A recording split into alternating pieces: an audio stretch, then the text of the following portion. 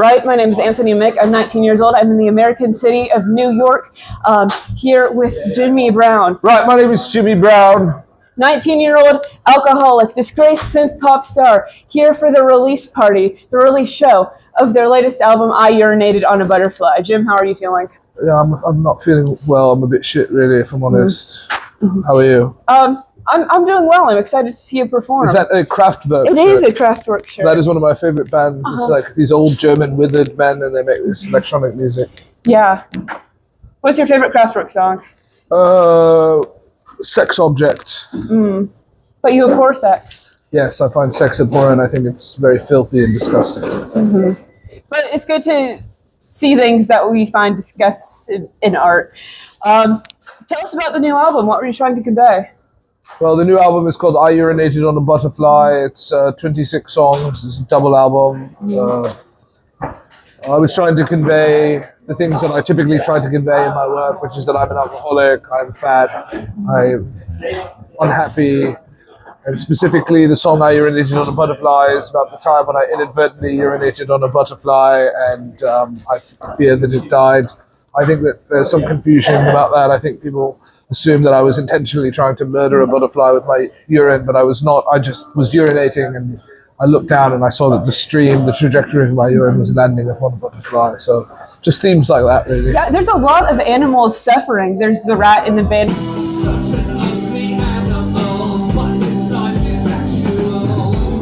All unintentionally, the dog in peril, the titular butterfly.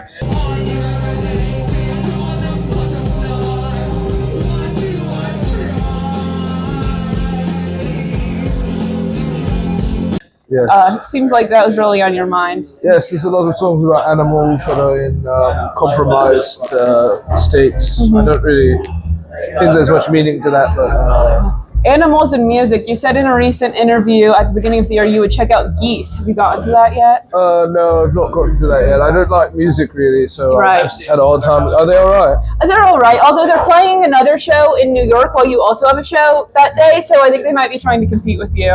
Oh, really? Uh-huh. Well, that's all right. I mean, I'm sure they're better than me and my music is quite shit. Who do you think is better, Geese or Jimmy Brown? Jimmy Brown. Oh, right.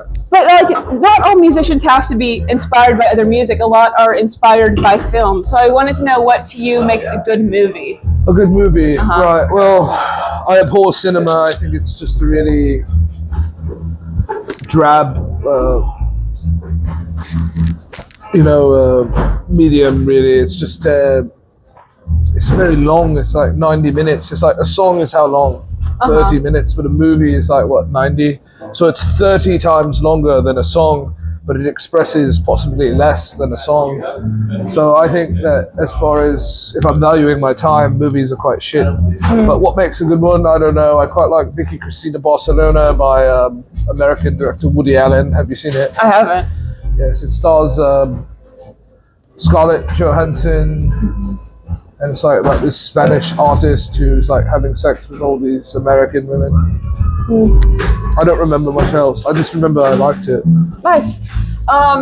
I wanted to give you a gift coming here. Right. As you might have noticed, it's a bit harder in the States to get alcohol as a fellow 19-year-old. Yes, it's illegal, but due to my degenerative conditions, I appear older, so I've never asked for identification. But I did hear that you liked nitrous oxide, so I was able to get you some whipped cream. Oh, if you want to use it for that.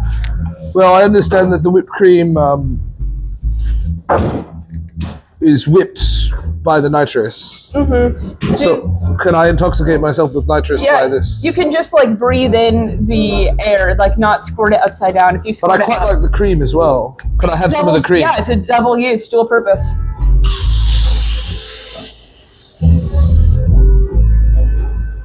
Yeah, that's lovely.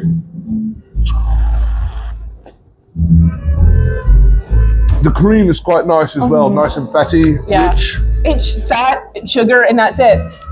It's really quite nice. Is this what Americans eat? Yeah.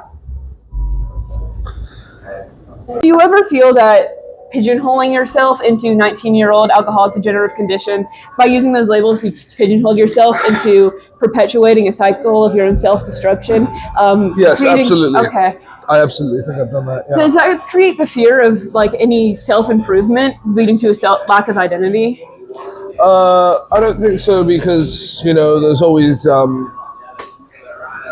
for example, many people write me that sobriety is possible, that this degenerate lifestyle that I'm leading, this cycle of pain and destruction, is possible to supersede.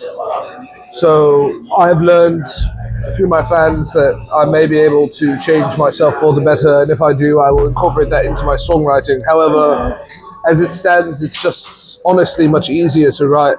I have a formula a bit. It's like, I'm a fat fuck, I'm an alcoholic, dead animal maybe here and there, as you pointed out. Right, but I don't think that you should boil yourself down to those labels, because what a lot of people at home might not know is that Jim's written 6 autobiographies, detailing you have a very complex life. Yes, well, actually, 5 autobiographies. Holiday with Mrs. Higgins is a work of fiction. Oh, okay. But yes, I have Brown on Brown Volume 1, Brown on Brown Volume 2, Brown on Brown Volume 3, Shattered, and Brittany's Burden. And right now I'm actually drafting Brown on Brown Volume 4. Lovely.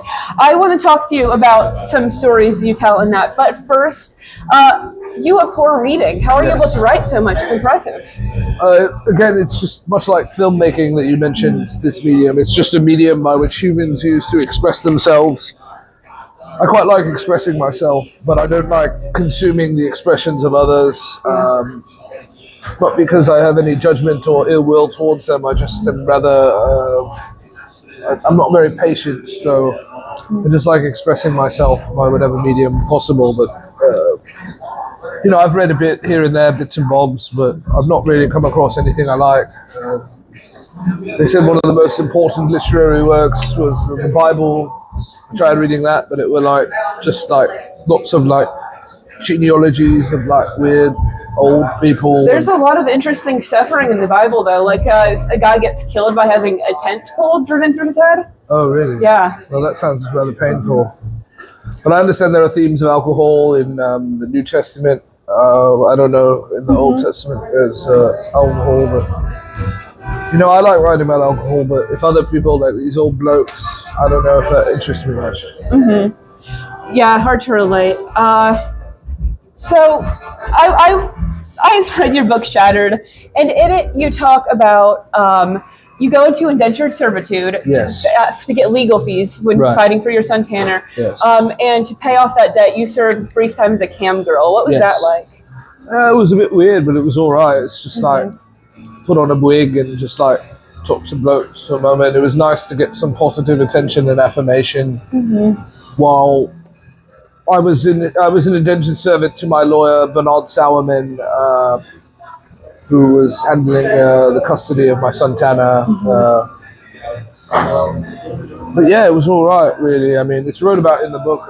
I don't remember much of it. I just remember sitting at laptop, just putting on the wig and talking to blokes, and it was all right. And can you tell me about the leg lengthening surgery you got in Germany at 6? Yes. Well, at age 5, I desperately wanted to ride the avalanche bobsleigh at Blackpool Pleasure Beach. Blackpool Pleasure Beach is one of the preeminent amusement parks in the United Kingdom, and it's in Blackpool, of course. And my biggest dream, my biggest wish is to ride the avalanche bobsleigh. Dad took me to Blackpool, and we walk in, and I did not meet the height requirement, and I was young at that moment. I was 5. And Dad was really a loving dad, and he wanted to do anything he could for his son. So he researched which doctors could perform a leg lengthening surgery so that I could meet the height requirement to ride the avalanche bobsleigh. Dr. Gunther in Heidelberg, Germany, was one who was able to do this surgery, and he did not successfully complete the surgery on me, but he and I maintain a relationship. He is my mentor, my philosophical mentor, really. I visit Heidelberg each year to discuss life and love with Dr. Gunther. That's beautiful. And from your Substack, you attempted to perform surgery on your family dog? Yes. Yeah. Oh, you can read more about that in Jim's books on his Substack. Brown's Bits is Brown's my Substack. Bits. Yes. You can subscribe with your email. It seems like the only things that bring you a semblance of pleasure in life, or at least a sense of neutrality, are food and minions. Yes.